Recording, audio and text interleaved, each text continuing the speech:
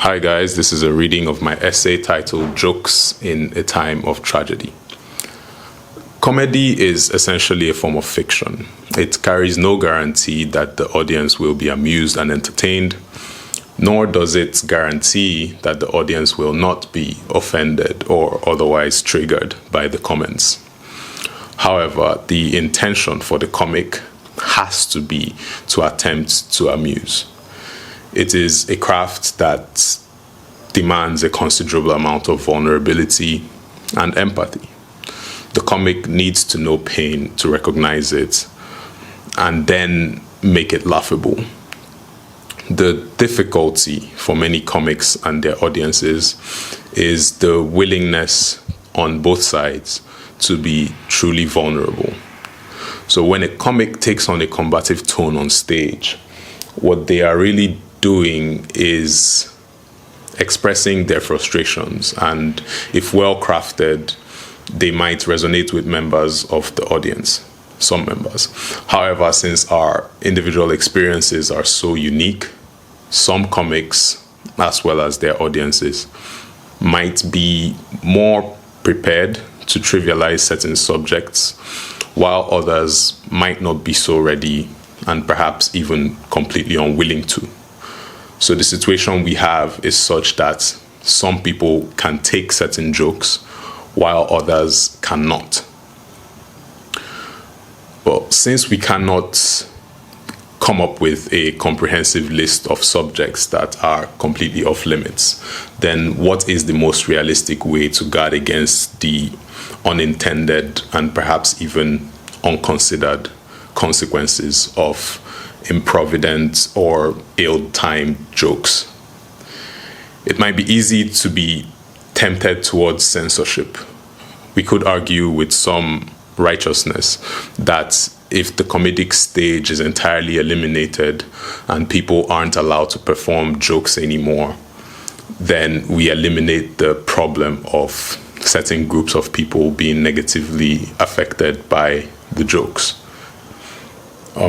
But this would be similar to arguing that a ban on alcoholic beverages will eliminate the occurrence of drunk driving accidents, or a ban on cigarettes reducing the rate of lung disease as a result of first-hand or second-hand smoke inhalation.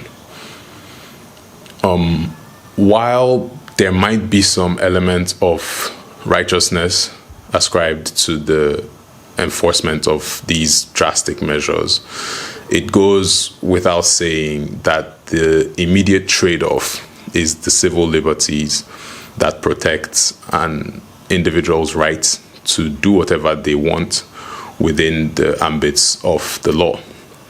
However, since we do not live in individual vacuums and bubbles and are directly or adversely affected by the actions of others, there has to be a balance where my right to smoke cigarettes and develop lung cancer doesn't interfere with the next person's right to not inhale secondhand smoke. Hence the solution of no smoking and smoking areas. Of course, this is by no means a perfect solution, but it is one that still allows for individuals to make choices as they see fit. Another example we can look at is the use of profanities and the broadcasting of lewd content. We could again argue with some righteousness that the exposure to profanities, sex, and violence on screen can be damaging to younger viewers. Does this mean that we should completely outlaw the use of profanities, sex, and fight scenes in entertainment? This would be, it would seem a rather high-handed infringement on the individual's right to expression and association, as in the right to be influenced negatively. Again, we find middle ground in the imperfect solution of parental guidance, classifications of content, ratings, and pre-broadcast warnings that seek to protect younger viewers since they are typically more impressionable, and as well older ones who just might not care for such content, or for one reason or the other. The suggestion that comedians are somehow partly responsible for the rise of rape culture is akin to saying that they are also responsible for the global rise in poverty or terrorism, since these subjects are often the predicates of jokes told by comics. Now, I am not denying the fact that people could be negatively affected by the things they hear a comic say. I am simply arguing that other people may well be positively affected by those very same comments. In other words, the way and manner in which a person is affected by a piece of art has a lot more to do with the viewer or consumer than it does with the artist. If a sculptor carves graphic images of children being tortured, can they in good faith be accused of contributing to violence against children, even if they probably never leave their studio? If an individual is so moved by those images that they decide to start a child protection service, would the sculptor also be responsible for this? The beauty of art in general is in its very ability to stir up contrasting emotions and reactions in people.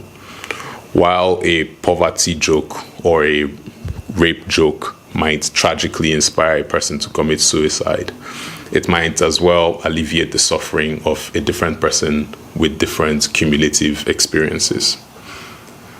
The comic cannot be made squarely responsible for either outcome.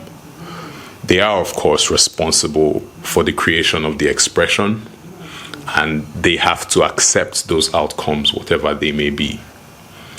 They have to own it, and that, for me, is where the contribution to the individual experience must end for the artist.